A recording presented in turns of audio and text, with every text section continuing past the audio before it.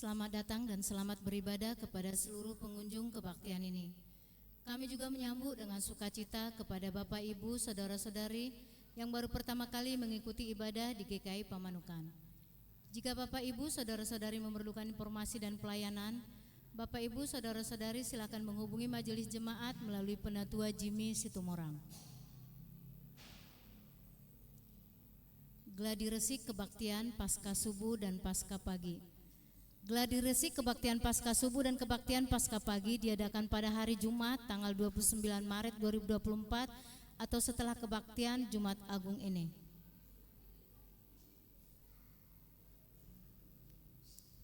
Pasca subuh dan pasca pagi.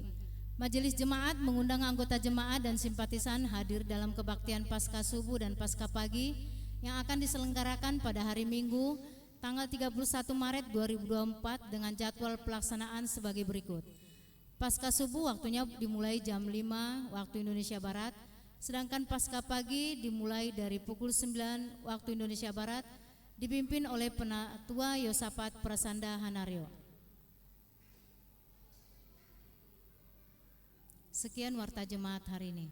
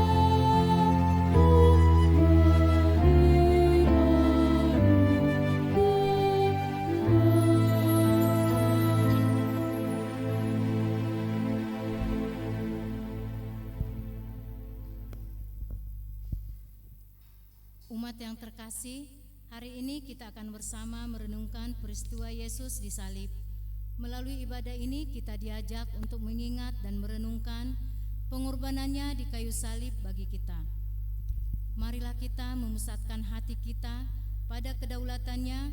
Lihatlah anak insan yang menerangi kelamnya dunia. Kita akan menyanyikan dari NKB 77 bait 1 dan 3, Lihatlah anak insan.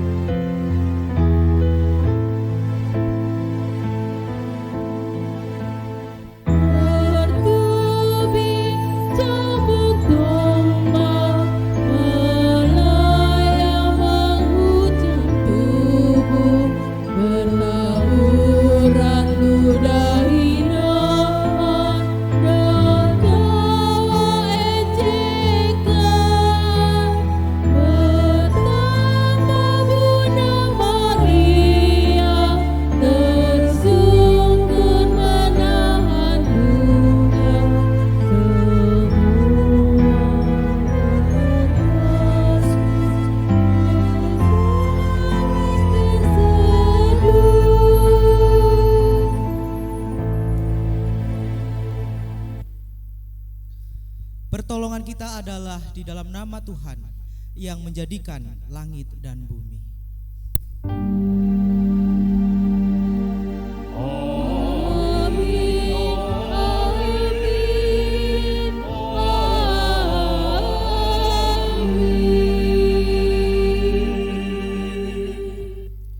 Tuhan beserta saudara.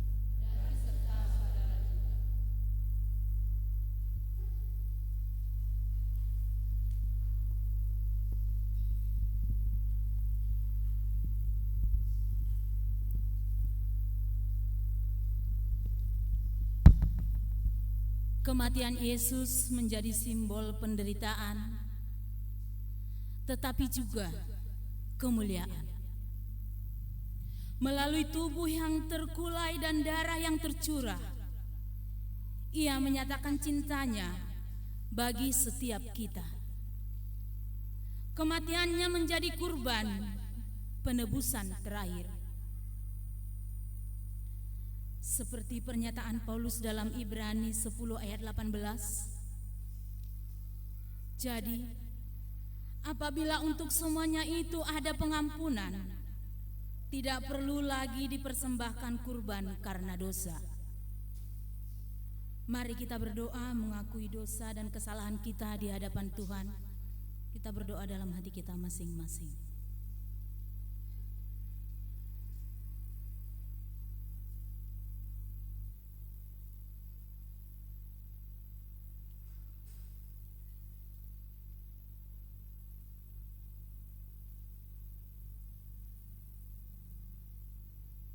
Ya Allah, kami mengakui di hadapan-Mu pikiran dan perbuatan kami yang kerap menyimpang dari rencana-Mu. Ya Tuhan, kasihanilah kami. Kami yang tidak setia, tetapi Tuhan selalu setia, bahkan rela berkorban bagi kami. Kami yang telah ditebus tetapi kerap kali tak berlaku kudus dan mementingkan keinginan daging kami. Kami memohon pengampunan-Mu ya Tuhan, di dalam nama Tuhan Yesus yang mati bagi setiap kami. Amin. Nun di bukit yang jauh.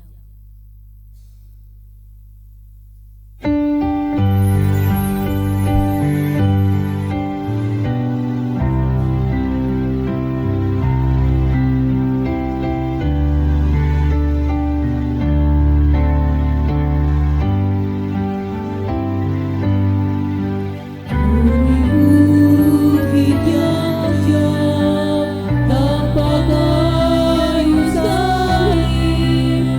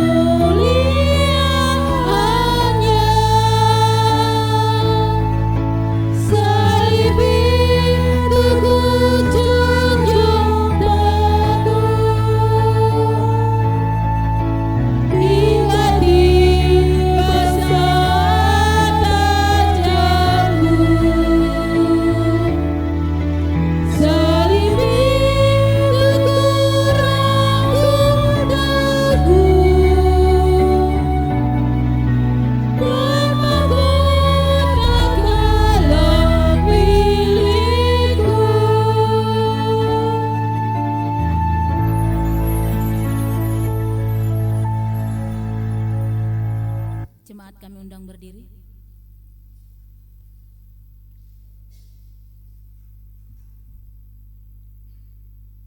Bagi kita yang telah mengakui dosanya dan bertekad untuk hidup di dalam pengharapan, terimalah berita anugerah menurut Yesaya 53 ayat 5. Akan tetapi dia ditikam karena pemberontakan kita, dia diremukkan karena kejahatan kita. Hajaran yang mendatangkan damai sejahtera bagi kita ditimpakan kepadanya, dan karena bilur-bilurnya kita disembuhkan. Di dalam Kristus engkau telah diampuni, Di dalam Kristus engkau pun telah diampuni. damai Kristus bagimu. Damai Kristus bagimu juga. Karena kasih-Nya.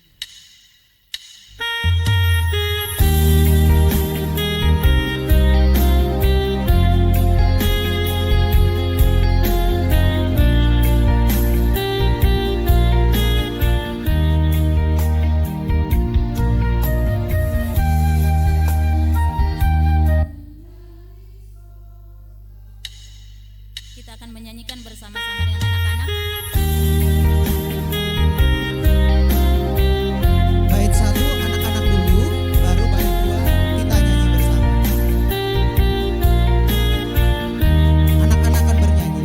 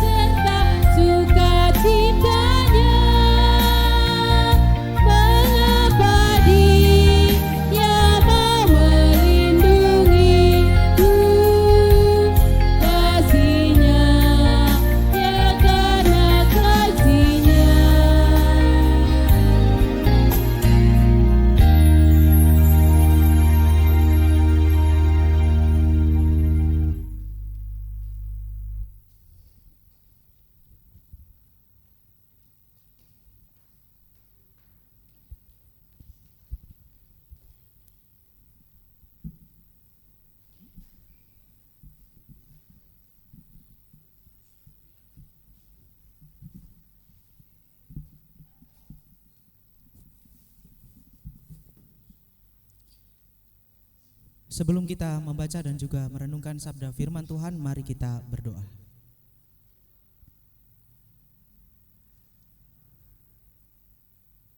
Tuhan, terima kasih.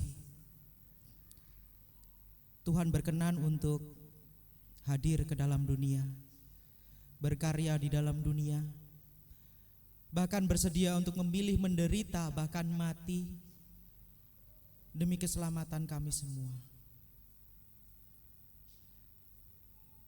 Tuhan, kiranya melalui sabda firman Tuhan, bacaan Alkitab yang akan bersama-sama kami baca dan dengarkan ini, kami dapat dimampukan untuk menyadari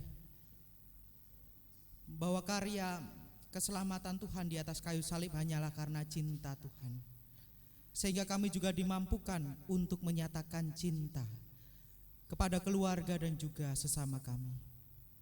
Berfirmanlah ya Tuhan, karena kami siap untuk membaca, merenungkan dan juga menghidupi firman Tuhan di dalam kehidupan kami. Di dalam nama Bapa, Anak dan Roh Kudus kami berdoa.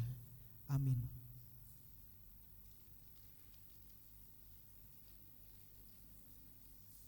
Bacaan pertama menurut Yesaya 52 ayat 13 sampai 15, disambung dengan Yesaya 53 ayat 1 sampai 12. Sesungguhnya hambaku akan berhasil, ia akan ditinggikan, disanjung dan dimuliakan. Seperti banyak orang akan tertegun melihat dia. Begitu buruk rupanya, bukan seperti manusia lagi, dan tampaknya bukan seperti anak manusia lagi. Demikianlah ia akan membuat tercengang banyak bangsa. Raja-raja akan mengatupkan mulutnya melihat dia. Sebab apa yang tidak diceritakan kepada mereka akan mereka lihat, dan apa yang tidak mereka dengar akan mereka pahami. Siapakah yang percaya kepada berita yang kami dengar? Dan kepada siapakah tangan kekuasaan Tuhan dinyatakan?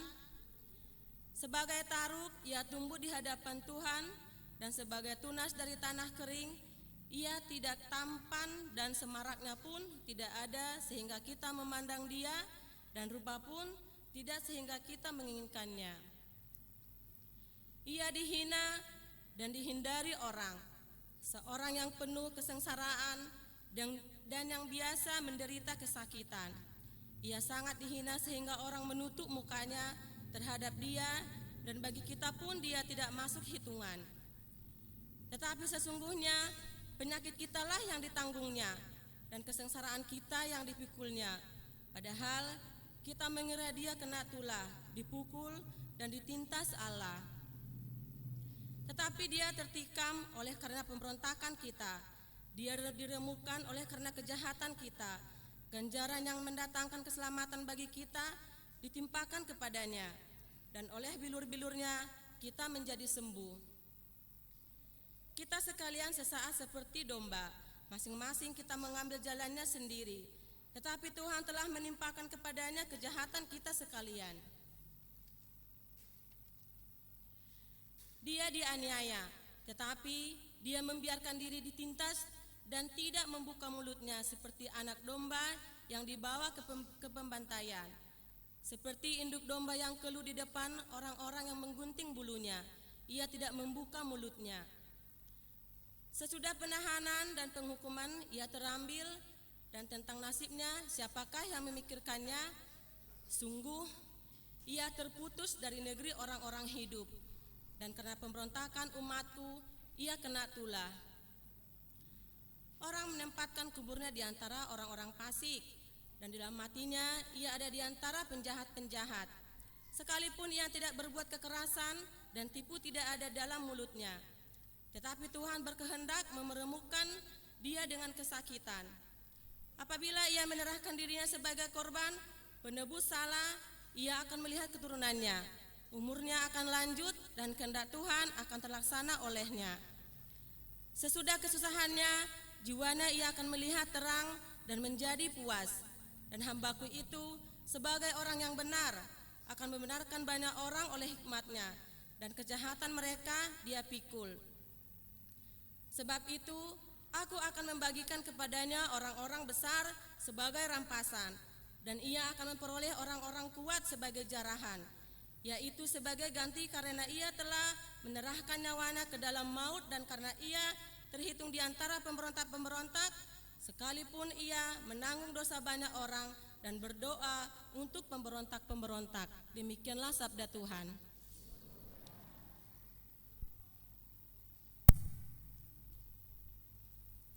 Mari kita tanggapi bacaan pertama tadi dengan menyanyikan Mazmur 22 secara berbalasan.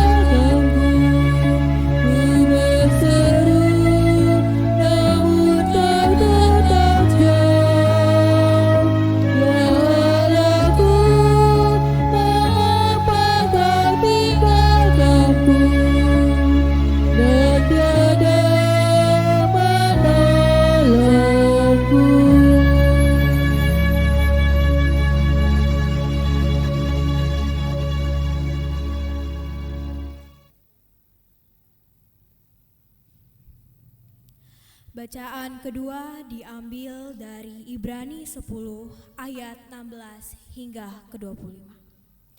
Sebab setelah ia berfirman, inilah perjanjian yang akan kuadakan dengan mereka sesudah waktu itu. Ia berfirman pula, aku akan menaruh hukumku di dalam hati mereka dan menuliskannya dalam akal budi mereka. Dan aku tidak lagi mengingat dosa-dosa dan kesalahan mereka. Jadi, apabila untuk semuanya itu ada pengampunan, tidak perlu lagi dipersembahkan korban karena dosa. Jadi, saudara-saudara, oleh darah Yesus kita sekarang penuh keberanian dapat masuk ke dalam tempat kudus, karena Ia telah membuka jalan yang baru dan yang hidup bagi kita melalui tabir, yaitu dirinya sendiri. Dan kita mempunyai seorang imam besar sebagai kepala rumah Allah. Karena itu, marilah kita menghadap Allah dengan hati yang tulus, ikhlas, dan keyakinan iman yang teguh. Oleh karena hati kita telah dibersihkan dari hati nurani yang jahat, dan tubuh kita telah dibasuh dengan air yang murni. Marilah kita teguh berpegang pada pengakuan tentang pengharapan kita, sebab Ia yang menjanjikannya setia. Dan marilah kita saling memperhatikan supaya kita saling mendorong dalam kasih dan dalam pekerjaan baik. Janganlah kita menjauhkan diri dari pertemuan-pertemuan ibadah kita, seperti dibiasakan oleh beberapa orang. Tetapi marilah kita saling menasihati dan semakin giat melakukannya menjelang hari Tuhan yang mendekat. Demikianlah sabda Tuhan.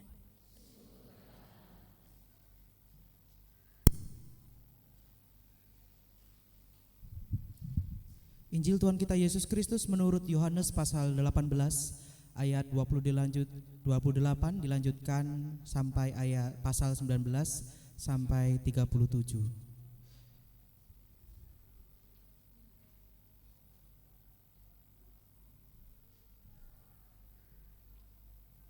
Yohanes pasal 18 ayat 28 sampai dengan pasal 19 ayat 37.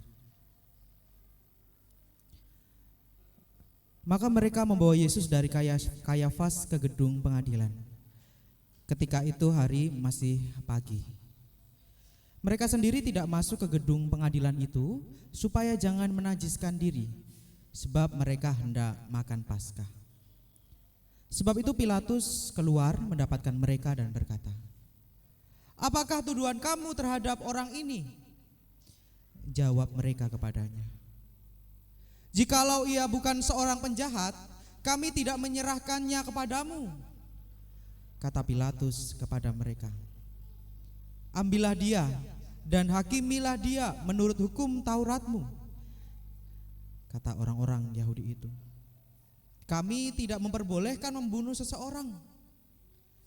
Demikianlah hendaknya supaya genaplah firman Yesus yang dikatakannya untuk menyatakan bagaimana caranya ia akan mati. Maka kembalilah Pilatus ke dalam gedung pengadilan, lalu memanggil Yesus dan bertanya kepadanya, engkau inikah raja orang Yahudi? Jawab Yesus, apakah engkau katakan hal itu dari hatimu sendiri, atau adakah orang lain yang mengatakan kepadamu tentang aku? Kata Pilatus, apakah aku seorang Yahudi? Bangsamu sendiri dan imam-imam kepala yang telah menyerahkan engkau kepadaku. Apakah yang telah engkau perbuat? Jawab Yesus, kerajaanku bukan dari dunia ini. Jika kerajaanku dari dunia ini, pasti hamba-hambaku telah melawan supaya aku jangan diserahkan kepada orang-orang Yahudi. Akan tetapi kerajaanku bukan dari sini. Maka kata Pilatus kepadanya, "Jadi engkau adalah raja?" Jawab Yesus, "Engkau mengatakan bahwa aku adalah raja. Untuk itulah aku lahir dan untuk itulah aku datang ke dalam dunia ini, supaya aku memberi kesaksian tentang kebenaran. Setiap orang yang berasal dari kebenaran mendengarkan suaraku." Kata Pilatus kepadanya, "Apakah kebenaran itu?" Sesudah mengatakan demikian, keluarlah Pilatus lagi mendapatkan orang-orang Yahudi dan berkata kepada mereka, "Aku tidak mendapati kesalahan apapun padanya. Tetapi pada kamu ada kebiasaan bahwa pada Paskah aku membebaskan seorang bagimu. Maukah kamu supaya aku membebaskan raja orang Yahudi bagimu?" Mereka berteriak pula, "Jangan dia, melainkan Barabas." Barabas adalah seorang penyamun. Lalu Pilatus mengambil Yesus dan menyuruh orang menyesah dia. Prajurit-prajurit menganyam sebuah mahkota duri dan menaruhnya di atas kepalanya. Mereka memakaikan dia jubah ungu dan sambil maju ke depan mereka berkata, "Salam, hai Raja orang Yahudi." Lalu mereka menampar mukanya. Pilatus keluar lagi dan berkata kepada mereka, "Lihatlah, aku membawa dia keluar kepada kamu, supaya kamu tahu bahwa aku tidak mendapati kesalahan apapun padanya." Lalu Yesus keluar bermahkota duri dan berjubah ungu. Maka kata Pilatus kepada mereka, "Lihatlah manusia itu." Ketika imam-imam kepala dan penjaga-penjaga itu melihat dia, berteriaklah mereka, "Salibkan dia! Salibkan dia!" Kata Pilatus kepada mereka, "Ambil dia dan salibkan dia, sebab aku tidak mendapati kesalahan apapun padanya." Jawab orang-orang Yahudi kepadanya, "Kami mempunyai hukum, dan menurut hukum itu ia harus mati, sebab ia menganggap dirinya sebagai anak Allah." Ketika Pilatus mendengar perkataan itu, bertambah takutlah ia. Lalu ia masuk pula ke dalam gedung pengadilan dan berkata kepada Yesus, "Dari manakah asalmu?" Tetapi Yesus tidak memberi jawab kepadanya. Maka Pilatus berkata kepadanya, "Tidakkah engkau mau bicara dengan aku? Tidakkah engkau tahu bahwa aku berkuasa untuk membebaskan engkau dan berkuasa juga untuk menyalibkan engkau?" Yesus menjawab, "Engkau tidak mempunyai kuasa apapun terhadap aku, jikalau kuasa itu tidak diberikan kepadamu dari atas. Sebab itu, dia yang menyerahkan aku kepadamu lebih besar dosanya." Sejak itu Pilatus berusaha untuk membebaskan dia, tetapi orang-orang Yahudi berteriak, "Jikalau engkau membebaskan dia, engkau bukanlah sahabat Kaisar. Setiap orang yang menganggap dirinya sebagai raja, ia melawan Kaisar." Kata Pilatus, mendengar perkataan itu, ia menyuruh membawa Yesus keluar, dan ia duduk di kursi pengadilan di tempat yang bernama Litros Totos, dalam bahasa Ibrani Gabata.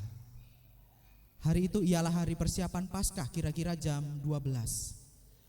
Kata Pilatus kepada orang-orang Yahudi, "Inilah rajamu." Maka berteriaklah mereka, "Enyahlah dia, enyahlah dia, salibkan dia."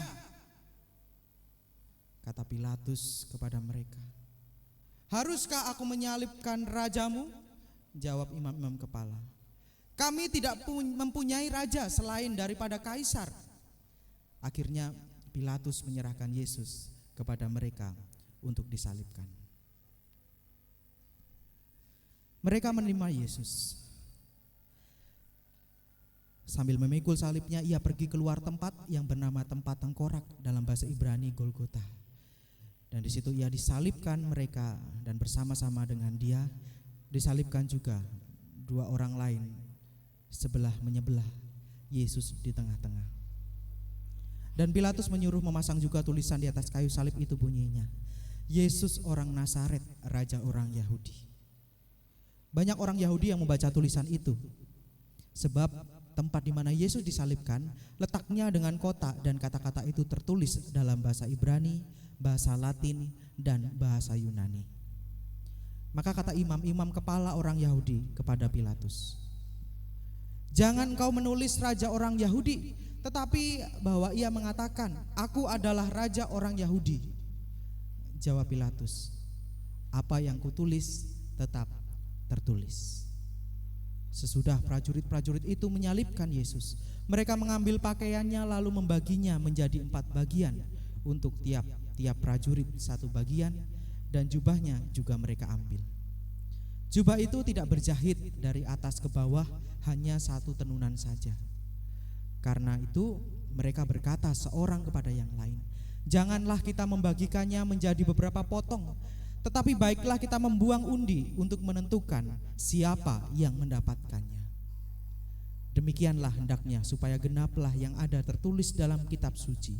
Mereka membagi-bagikan pakaianku di antara mereka, dan mereka membuang undi atas jubahku." Hal itu telah dilakukan prajurit-prajurit itu.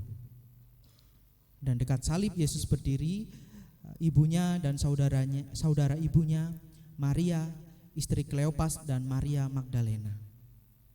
Ketika Yesus melihat ibunya dan murid yang dikasihinya di sampingnya, berkatalah ia kepada ibunya, "Ibu, inilah anakmu." Kemudian katanya kepada muridnya, "Inilah ibumu." Dan saat itu murid itu menerima dia di dalam rumahnya. Sesudah itu, karena Yesus tahu bahwa segala sesuatu telah selesai, berkatalah ia, supaya genaplah yang tertulis dalam kitab suci, "Aku haus." Di situ ada suatu bekas penuh anggur asam. Mereka mencucukkan bunga karang yang telah dicelupkan dalam anggur asam pada sebatang hisop, lalu menunjukkannya ke mulut Yesus. Sesudah Yesus meminum anggur asam itu, berkatalah ia, "Sudah selesai." Lalu ia menundukkan kepalanya dan menyerahkan nyawanya. Karena hari itu hari persiapan, dan supaya pada hari Sabat mayat-mayat itu tidak tinggal tergantung pada kayu salib, sebab Sabat itu adalah hari yang besar, maka datanglah orang-orang Yahudi kepada Pilatus dan meminta kepadanya supaya kaki orang-orang itu dipatahkan dan mayat-mayatnya diturunkan. Maka datanglah prajurit-prajurit lalu mematahkan kaki orang yang pertama dan kaki yang lain yang disalibkan bersama-sama dengan Yesus. Tetapi ketika mereka sampai kepada Yesus dan melihat bahwa ia telah mati, mereka tidak mematahkan kakinya. Tetapi seorang dari antara prajurit itu menikam lambungnya dengan tombak, dan segera mengalir keluar darah dan air. Dan orang yang melihat hal itu sendiri yang memberikan kesaksian ini, dan kesaksiannya benar. Dan ia tahu bahwa ia mengatakan kebenaran, supaya kamu juga percaya. Sebab hal itu terjadi supaya genaplah yang tertulis dalam kitab suci, "Tidak ada tulangnya yang akan dipatahkan." Dan ada pula nas yang mengatakan, "Mereka akan memandang kepada dia yang telah mereka tikam." Demikianlah Injil Yesus Kristus. Berbahagialah mereka yang mendengarkan firman Allah dan yang memeliharanya. Hosana.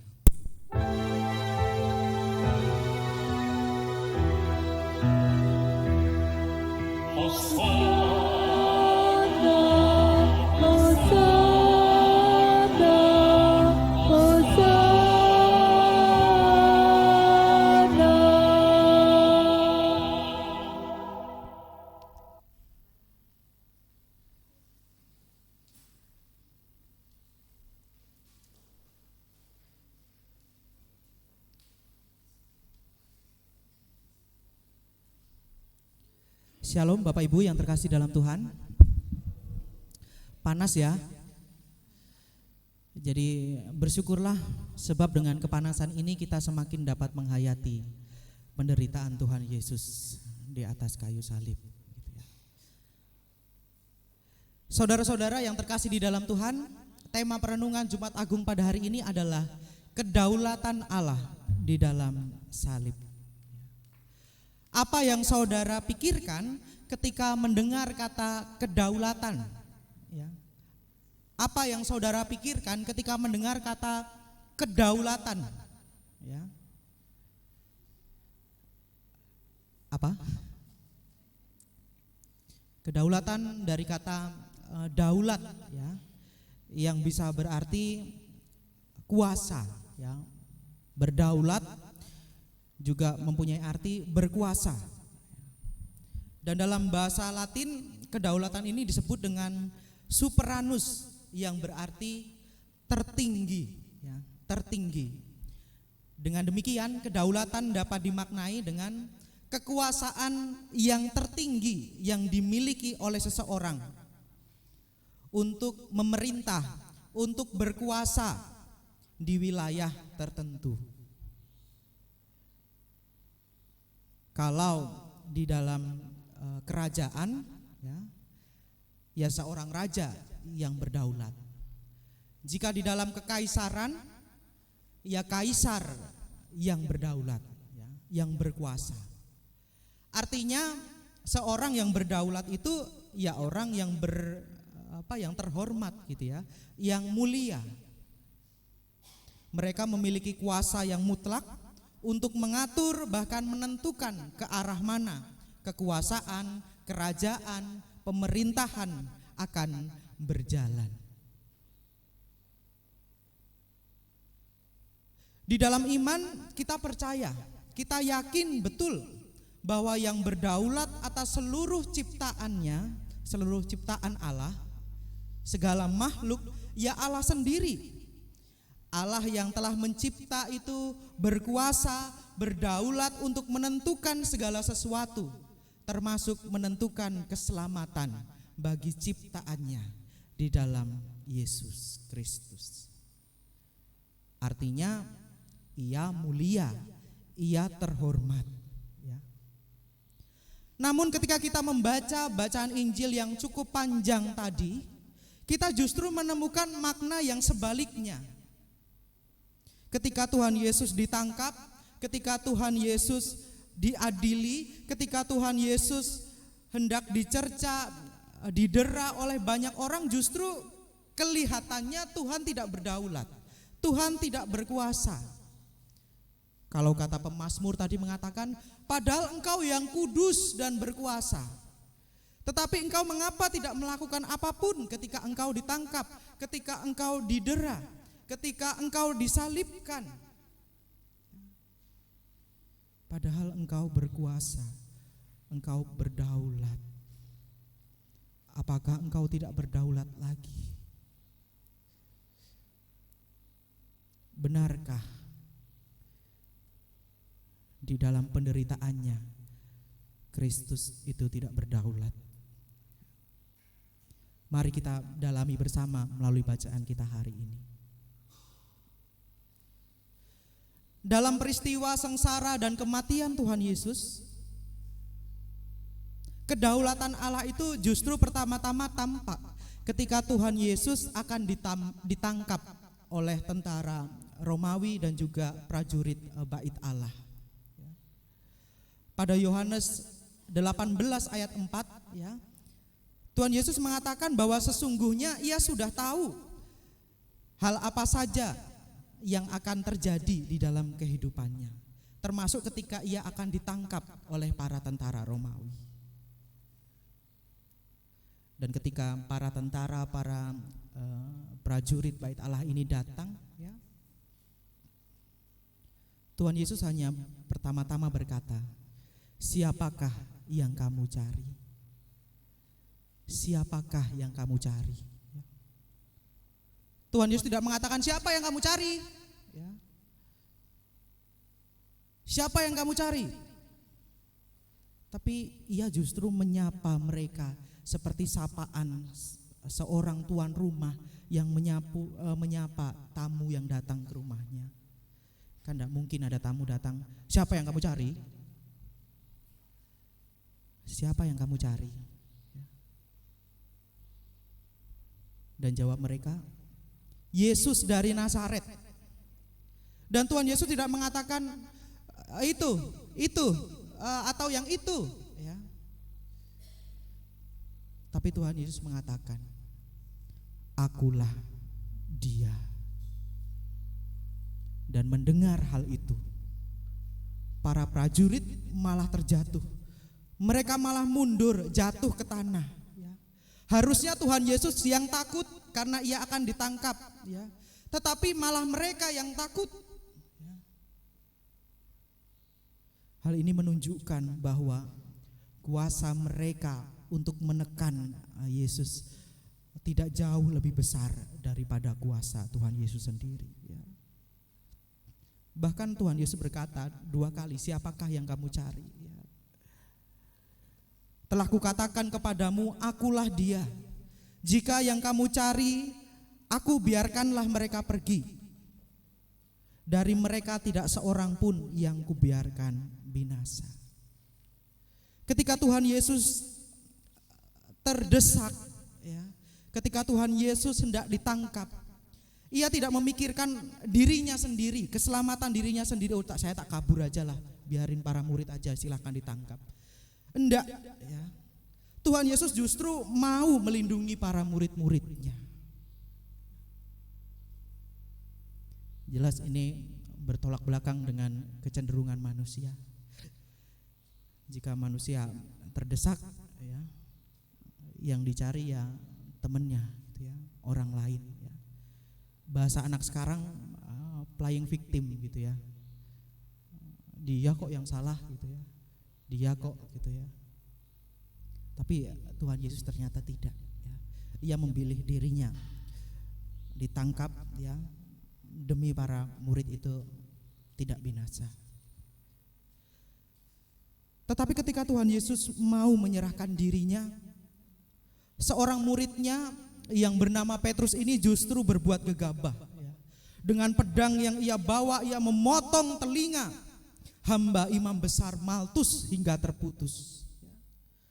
Tujuannya mungkin bagus. Sebagai murid saya ingin membela guru saya. Ya katanya bela, ya. Tapi ketika Tuhan Yesus diadili, ya, dia menyangkal 3 kali.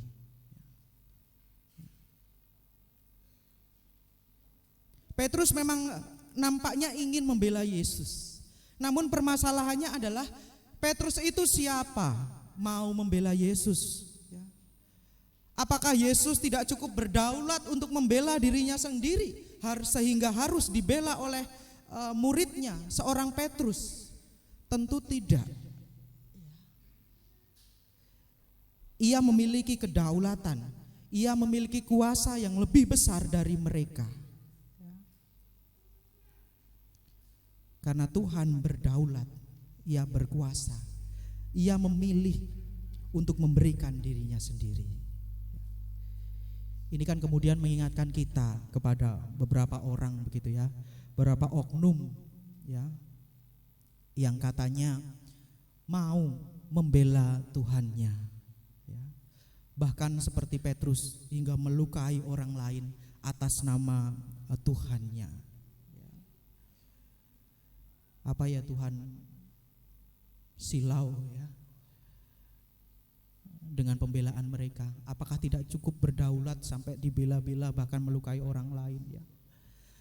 Justru pun kalau niatnya itu untuk membela Tuhannya, ketika ia melukai orang lain, sebenarnya ia tidak sedang membela Tuhannya, tetapi ia sedang mempermalukan Tuhannya. Siapa sih yang harus sebenarnya dibela? Kita atau Tuhan? Itu yang pertama, bahwa kedaulatan Allah itu nampak ketika Tuhan Yesus memilih untuk memberikan dirinya, meskipun ia bisa untuk melepaskan dirinya. Yang kedua, kedaulatan Allah itu tampak ketika Tuhan Yesus lalu diserahkan ke pengadilan untuk diadili. Ia dibawa ke Pontius Pilatus, seorang gubernur Romawi yang berkuasa di Yerusalem pada saat itu. Di sana Pilatus mencari-cari kebenaran, Apakah Tuhan Yesus ini benar-benar salah seperti tuduhan orang banyak atau tidak? Ya. Dan ketika dicari, ditanyai, Pilatus tidak menemukan kesalahan di dalam dirinya. Ya. Artinya tidak ada dasar yang kuat mengapa Yesus harus dihukum. Namun justru orang-orang Yahudi ya menolaknya. Di dalam penawaran Pilatus untuk memilih mau Yesus atau Barabas yang dibebaskan, orang Yahudi sepakat untuk memilih Barabas dibebaskan dan Tuhan Yesus untuk disalibkan. Salibkan dia, salibkan dia. Padahal mungkin orang-orang yang mengatakan salibkan dia, merekalah yang mengatakan Hosana, Hosana ketika Tuhan Yesus datang menggunakan keledai. Mereka memuji, tetapi pada akhirnya merekalah yang menyerahkan, merekalah yang menginginkan Yesus untuk dihukum.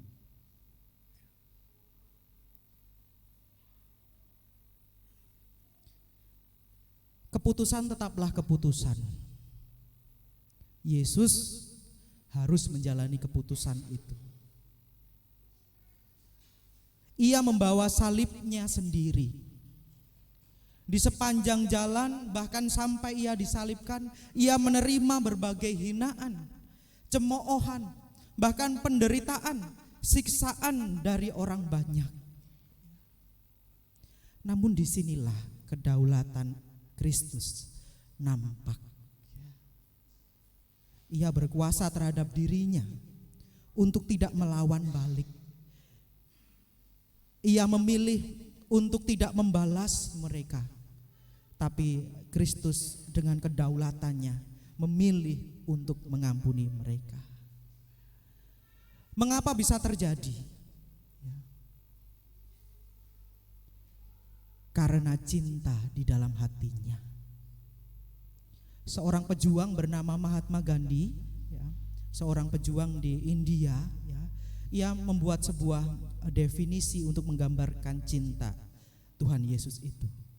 Ia mengatakan begini, cinta tidak pernah meminta, ia senantiasa memberi. Cinta membawa penderitaan, tetapi tidak pernah mendendam dan tak pernah membalas dendam. Di mana ada cinta, di situ ada kehidupan, manakala kebencian membawa kemusnahan. Itulah cinta. Ia mau mencintai meskipun ia tahu ia akan terluka. Dan ia memilih untuk tidak membalasnya karena ia memiliki cinta di dalam hatinya. Dan karena cinta itulah Tuhan Yesus juga memilih untuk menyerahkan dirinya, untuk disalib di Bukit Golgota. Dan sebelum wafat ia berkata, sudah selesai. Tuhan Yesus sudah berkarya, ia sudah taat, ia sudah dengan penuh cinta melayani orang banyak selama kehidupannya. Bahkan ia setia taat meskipun ia harus menderita dan mengorbankan dirinya. Di dalam surat Ibrani tadi mengatakan bahwa Yesus yang mengorbankan dirinya sebagai domba Paskah. Yesus mengorbankan dirinya sebagai domba Paskah. Maksudnya apa? Orang Yahudi di momentum Paskah memiliki tradisi untuk mempersembahkan hewan sebagai korban pendamaian antara manusia yang berdosa dengan Allah. Jadi ia akan mempersembahkan kurban bakaran sebagai bentuk pengampunan diri, begitu ya, pendamaian antara Allah dan manusia. Namun menurut surat Ibrani, persembahan itu tidaklah membawa keselamatan dan bukanlah persembahan yang sempurna, sehingga harus dilakukan berkali-kali. Ketika mereka berdosa, mereka memberikan korban bakaran. Terus berulang-ulang. Tetapi Tuhan Yesus berbeda. Kematian Yesus adalah kurban yang sempurna. Pada ayat 14 dikatakan, sebab salah satu korban saja ia telah menyempurnakan untuk selama-lamanya mereka yang ia kuduskan. Jadi kematian Yesus sebagai korban itu satu untuk selamanya, karena ialah yang kudus dan benar. Bapak Ibu yang terkasih di dalam Tuhan, di awal tadi kita tahu bahwa Allah berdaulat, berkuasa atas seluruh ciptaannya. Allah berkuasa untuk menentukan keselamatan bagi ciptaannya, bahkan melalui jalan penderitaan dan kematian Sang Anak di kayu salib. Betul ia menerima penolakan, betul ia mengalami penderitaan dari orang-orang yang membencinya. Namun ia tidak baper, tidak terbawa perasaan untuk membalas cemoohan mereka. Tuhan Yesus juga tidak memilih untuk playing victim, menyalahkan orang lain seakan-akan bahwa penderitaannya disebabkan oleh karena kebencian mereka. Sang Anak tetap memilih untuk setia dan teguh menjalani kehidupannya, menjalani kehendak Bapaknya hingga tugasnya selesai. Allah berdaulat atas seluruh ciptaannya, tetapi kita juga tidak boleh lupa bahwa manusia juga memiliki kedaulatan atas dirinya sendiri. Ia berdaulat untuk memilih kehidupannya akan menjadi seperti apa dan bagaimana. Dan ketika kita menjadi orang Kristen yang harus mengalami penolakan, bahkan penderitaan karena hidup benar sesuai dengan kehendak Allah, kita memiliki kedaulatan untuk memilih apakah kita akan baper, kita akan menyalahkan situasi, kita akan menyalahkan orang lain, atau kita mau tetap fokus untuk setia, untuk tetap teguh menjalani kehendak Bapa. Baper, menyalahkan orang lain ketika penderitaan datang, tidak akan membuat penderitaan kita menjadi lebih mudah, apalagi hilang. Baper dan menyalahkan orang lain justru membuat seseorang akan kehilangan makna hidup dalam hidupnya. Kebencian akan menggantikan cinta di dalam dirinya. Padahal di mana ada cinta, di situ ada kehidupan. Sebaliknya, manakala kebencian membawa permusuhan dan kemusnahan. Tuhan Yesus berkuasa, berkehendak untuk memilih menjalani kehendak Bapaknya dengan setia, dengan teguh dan dengan penuh cinta. Dengan demikian, kehidupan yang lebih baik akan tercipta.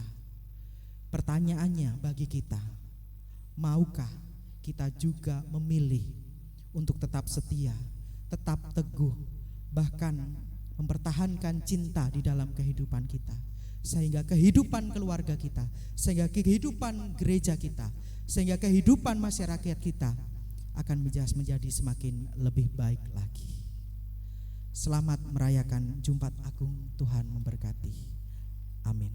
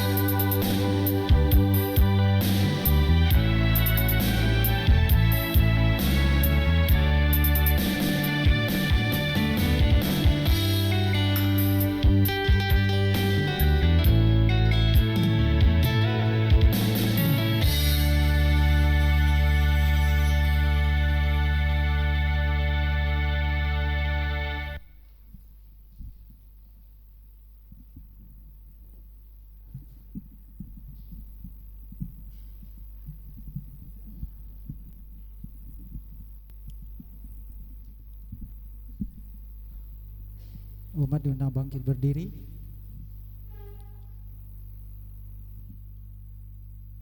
Marilah kita bersama dengan umat Allah di masa lalu, masa kini, dan masa depan, mengingat janji baptisan kita dengan mengikrarkan pengakuan iman rasuli. Aku percaya kepada Allah Bapa yang Maha Kuasa, Khalik langit dan bumi, dan kepada Yesus Kristus, Anak yang tunggal Tuhan kita, yang dikandung dari Roh Kudus, lahir dari darah Maria, yang menderita sengsara di bawah pemerintahan Pontius Pilatus, disalibkan, mati dan dikuburkan, turun ke dalam kerajaan maut. Pada hari yang ketiga bangkit pula dari antara orang mati, naik ke surga, duduk di sebelah kanan Allah Bapa yang Maha Kuasa. Dan dari sana ia akan datang untuk menghakimi orang yang hidup dan yang mati.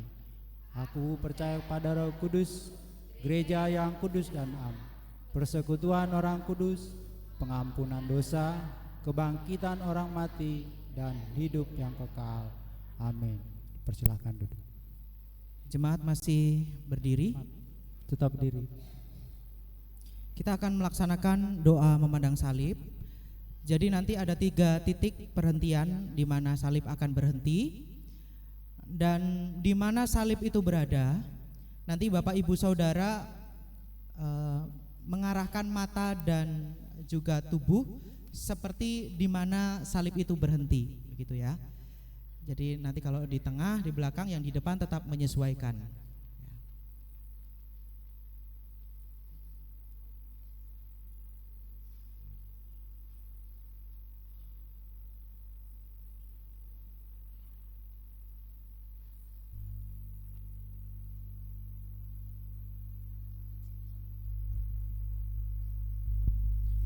Umat Tuhan yang terkasih, melalui kematian Yesus Kristus, salib tidak dipandang sebagai kutukan.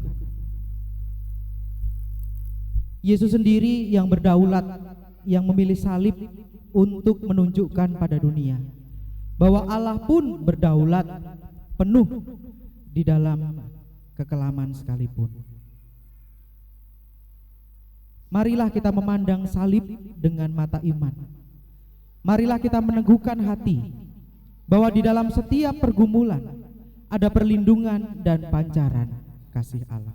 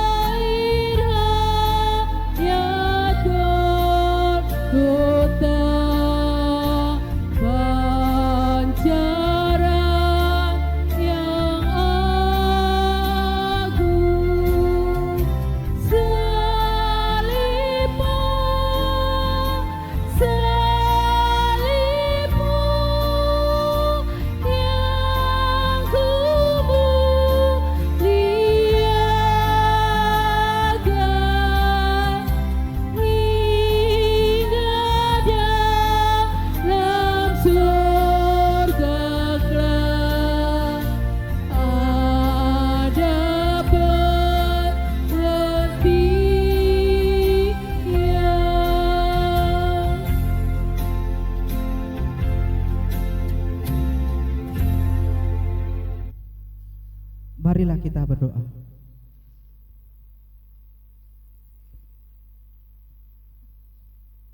Saat kami memandang salib Kristus, kami menyadari bahwa putramu telah memikul segala beban, pergumulan, dan penderitaan yang kami alami dan hadapi selama ini.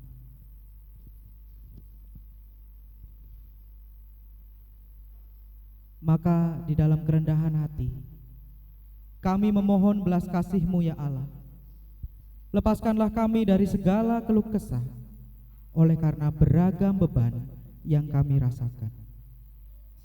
Jauhkanlah kami dari keputusasaan, oleh karena jalan yang penuh liku dan pergumulan. Balutlah kami dari segala luka yang membekas, oleh karena rasa sakit dan derita yang kami dapatkan. Kiranya melalui kematian putramu di atas salib, kami merasakan hidup yang dipulihkan. Ya Allah yang kudus, kasihanilah kami.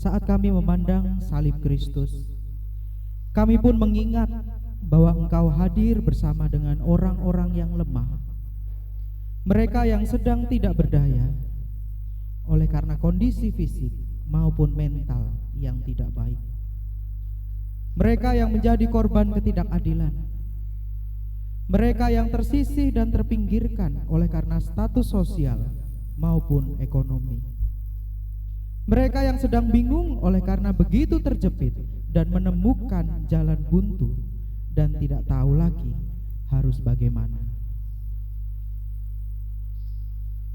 Maka di dalam kerendahan hati kami memohon belas kasih-Mu ya Allah.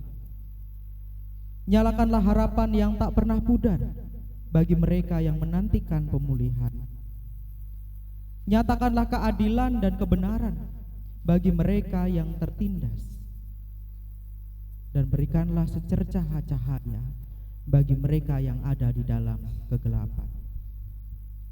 Dan gerakkanlah kami di dalam segala keterbatasan menjadi tangan-tangan yang menyalurkan berkat-Mu. Ya Allah yang kudus, kasihanilah kami.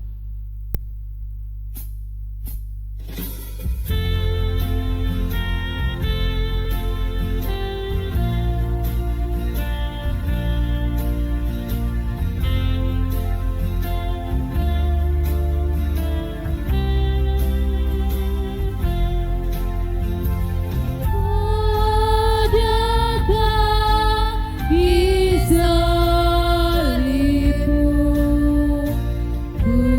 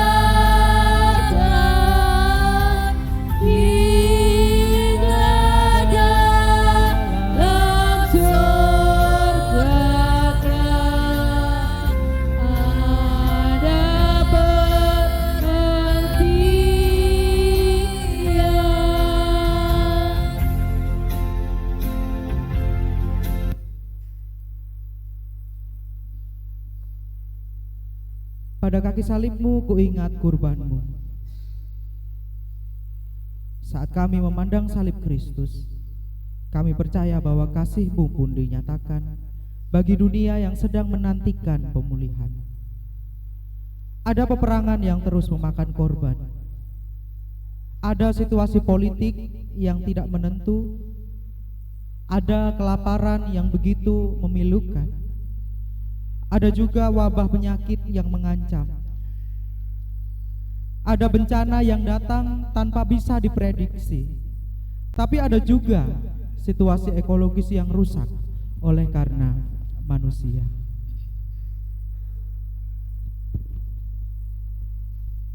Maka di dalam kerendahan hati, kami memohon belas kasih-Mu ya Allah. Pulihkanlah dunia ini sesuai dengan cara-Mu, sebab Engkaulah yang berdaulat atas dunia yang Engkau jadikan. Ajarlah kami untuk menjadi duta-duta-Mu yang mewartakan damai, pemulihan, dan kehidupan. Ya Allah yang kudus, kasihanilah kami.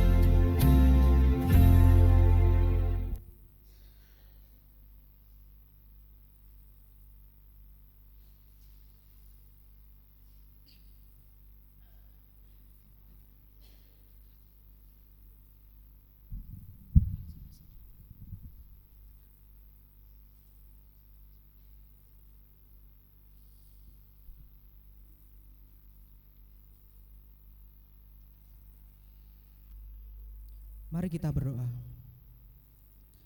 Saat kami memandang salib Kristus, kiranya hati kami semakin percaya.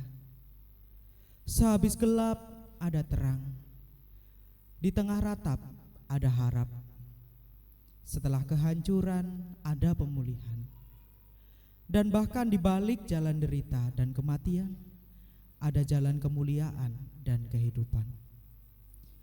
Itu semua terjadi karena Engkau sungguh berdaulat di dalam segalanya. Di dalam nama Tuhan Yesus Kristus, Anak Domba Allah yang menebus dunia.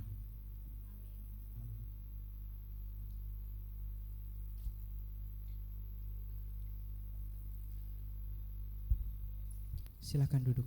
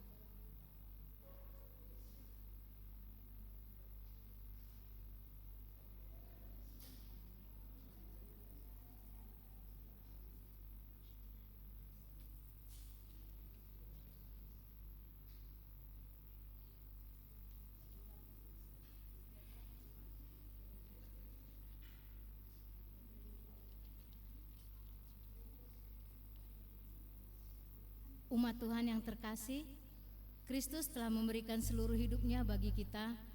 Marilah kita pun memberikan hidup kita untuk hormat dan kemuliaan namanya. Roma 6 ayat 10-11 menyatakan, sebab ia mati, yakni mati terhadap dosa, satu kali untuk selama-lamanya. Namun ia hidup, yakni hidup bagi Allah. Demikianlah hendaknya kamu memandangnya, bahwa kamu telah mati terhadap dosa, tetapi kamu hidup bagi Allah dalam Kristus Yesus. Sambil kantong persembahan diedarkan, kita akan menyanyikan dari NKB 84 bait 1 dan 4, kuberikan bagimu tubuhku darahku.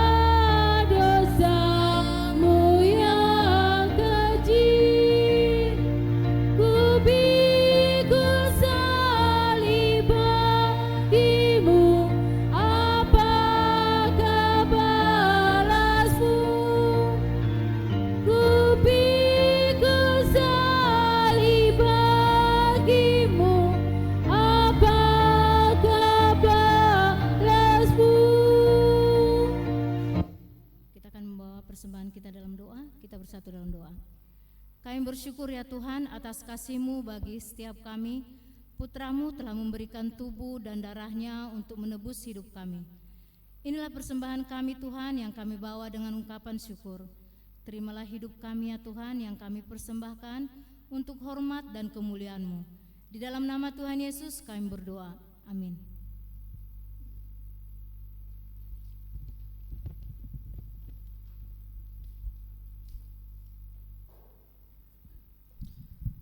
Umat yang terkasih, marilah kita melanjutkan kehidupan kita dengan keyakinan bahwa Allah tetap berdaulat dalam kematian sekalipun. Teruslah berkarya, Tuhan sudah buka jalan.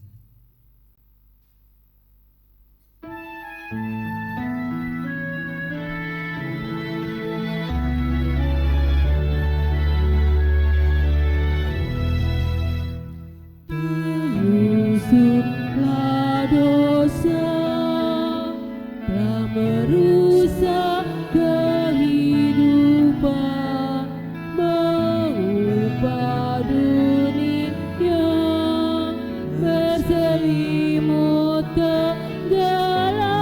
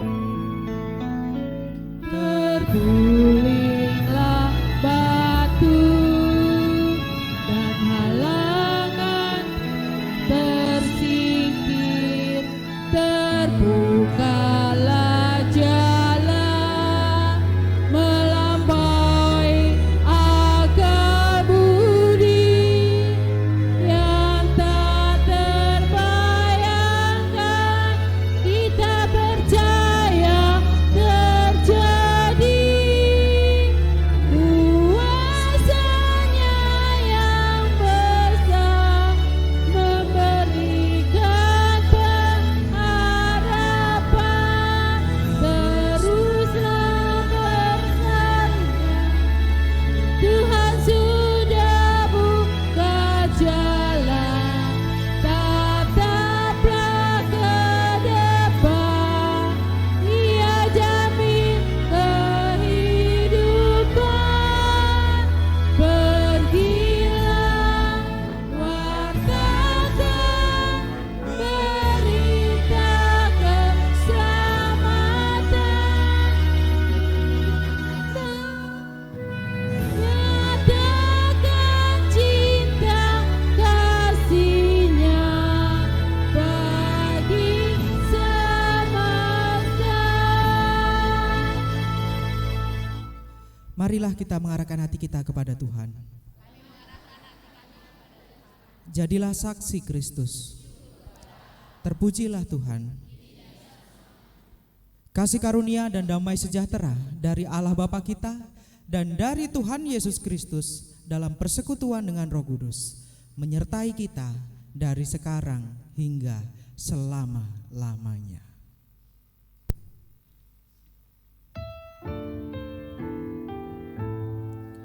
Hosana